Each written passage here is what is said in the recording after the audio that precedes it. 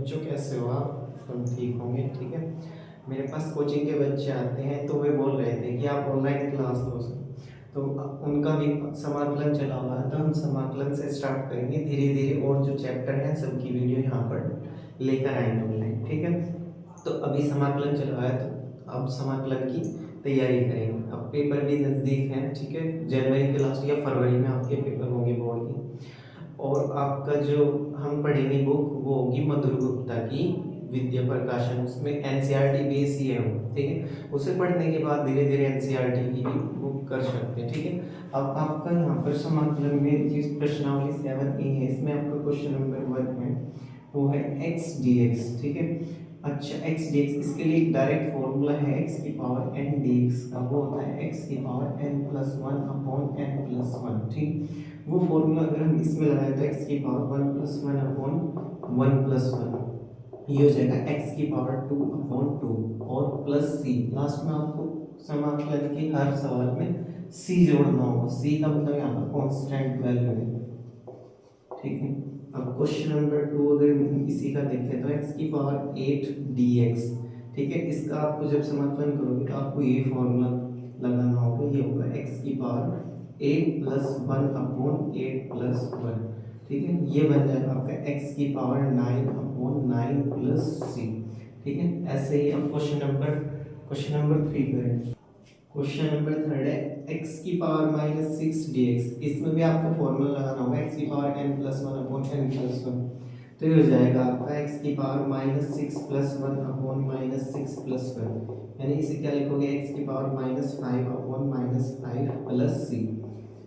ये आपका आंसर हो जाएगा। फिर क्वेश्चन नंबर 4 की बात करें तो ये हो जाएगा आपका वन अपॉन एक्स की पावर वन इंटू एक्स की पावर वन अपॉन टू, क्योंकि रूट में पावर को आप एक्स की पावर वन अपॉन टू लिख सकते हैं।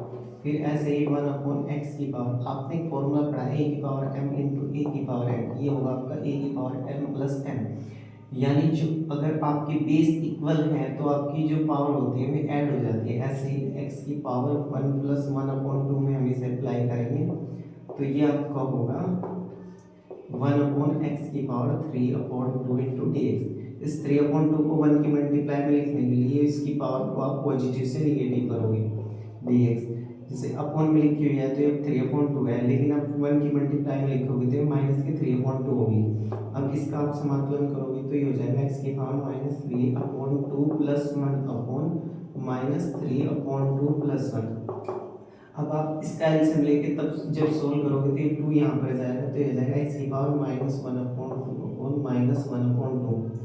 इसे एक बार और लेकर सोल्व करोगे टू पर चला जाएगा, माइनस टू एक्स की power minus one upon two. इस minus one upon two power को हम लिख सकते हैं one upon under root x, या और प्लस सी, या आपका आंसर होगा, ठीक है। अब आपका है क्वेश्चन नंबर 5। तो क्वेश्चन नंबर 5 में आप क्या करोगे, वन अपॉन एक्स की पावर वन अपॉन टू लिखेंगे, ठीक है। इसे वन की मल्टीप्लाई में लिखने के लिए आप इसे क्या करोगे, एक्स की पावर नीचे पॉजिटिव है ऊपर ले जाओगे तो ये माइनस के one upon to D x होगी। फिर आप यही फॉर्मूला लगाओगे इसमें एक्स की पावर एन का, तो वो क्या होगा आपका एक्स की power n plus one upon n plus one. यहाँ पे से अप्लाई करेंगे तो एक्स की power minus one upon two plus one upon minus one upon two plus one. तो जब आप इसका एलसीएम लोगे तो वो हो जाएगा एक्स की पावर माइनस वन और प्लस इस टू की मल्टीप्लाई यहाँ इस वन की यहाँ, और अपॉन में हो जाएगा टू। ऐसे ही यहाँ पे minus one plus two upon two, तो ये आपका होगा एक्स की पावर, देखो दो में से ही घटाओगे तो आपका एक बचेगा, वन अपॉन टू हो जाएगा। ऐसे ही यहाँ पर हो जाएगा वन अपॉन टू, फिर इस टू की मल्टीप्लाई इसके साथ हो जाएगी, ये वन अपॉन टू। अच्छा, इसका मतलब है आधी पावर, तो इसे आप रूट में भी लिख सकते हो, और प्लस सी, ये आपका आंसर होगा। ऐसे ही आपका क्वेश्चन नंबर 6 है। यहाँ पे इसमें दिया जेड की power minus one upon three, यहाँ पर भी आप इसी फॉर्मूले का यूज कर सकते हैं। तो ये होगा आपका जेड की power minus one upon three plus one upon minus one upon three plus one.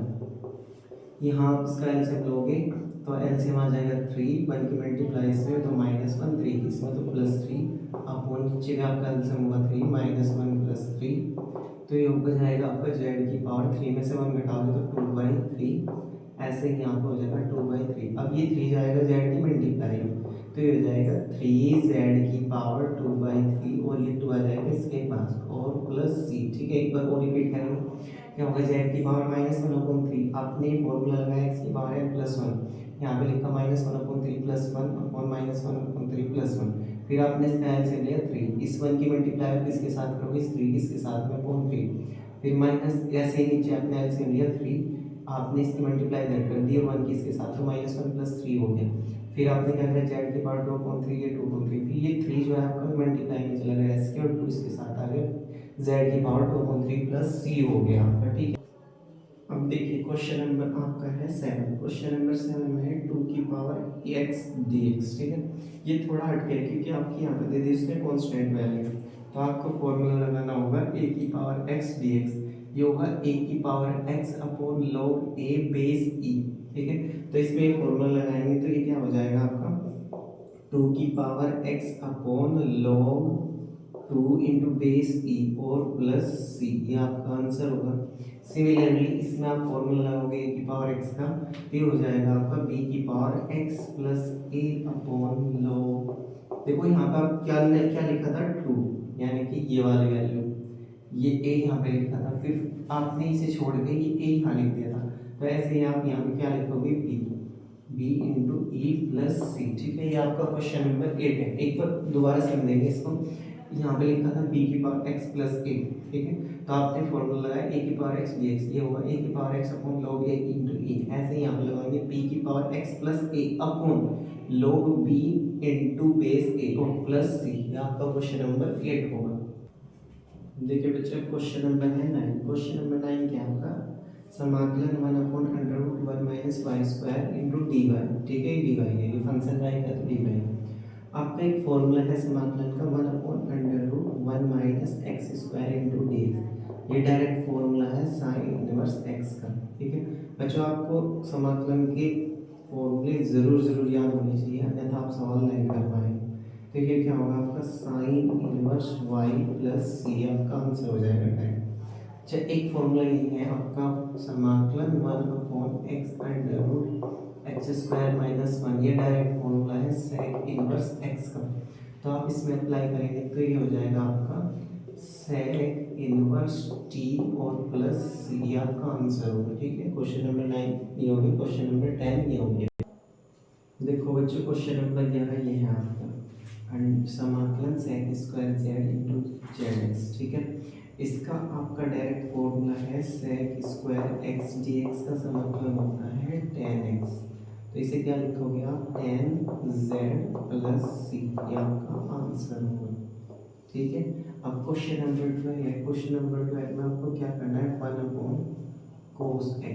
ठीक है, इस cot x को आप क्या लिख सकते हो cos x/sin x और dx। ठीक है, इसके बाद आपको क्या करना होगा, इसके बाद आप ऐसा लिख सकते हो, इसे ऐसा ना लिख के आप इसे ऐसा करना चाहो, इस sin x को ऊपर ले जाओ तो 1/cos x × sin x/cos x × dx, फिर आपका क्या होगा ये हो जाएगा 1, इसको ऐसे लिख सकते हैं sec x, क्योंकि इसका रेसिप्रोकल sec x होता है, और sin x/cos x होता है आपका tan x और dx। ठीक है, ये डायरेक्ट फॉर्मूला है sec x × tan x का समाकलन होता है आपका sec x और प्लस c, आपका आंसर हो जाएगा। ठीक, एक बार और देखेंगे, cos x ऐसा ही था, cot x को आप लिख सकते हो cos x/sin, ये sin x आपका ऊपर जाएगा तो sin x/cos x आपका बन जाएगा tan x, और 1/cos को जब आप उल्टा करोगे तो हो जाएगा sec x, और ये डायरेक्ट फॉर्मूला है sec x + c का। जब क्वेश्चन नंबर 13 है आपका, क्वेश्चन नंबर 13 क्या है समाकलन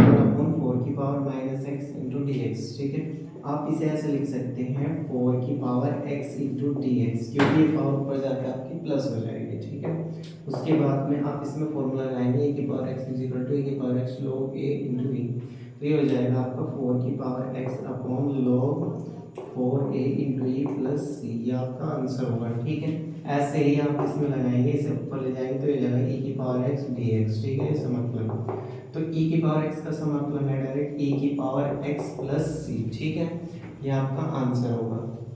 ठीक है, एक बार और रिपीट करेंगे, 1/e⁻⁻x है, ठीक। अब जब इसे ऊपर लेके जाएंगे तो e⁻x dx होगा, और इसके लिए डायरेक्ट समाकलन का फॉर्मूला है e⁻x और प्लस c आपको ऐड करना होगा।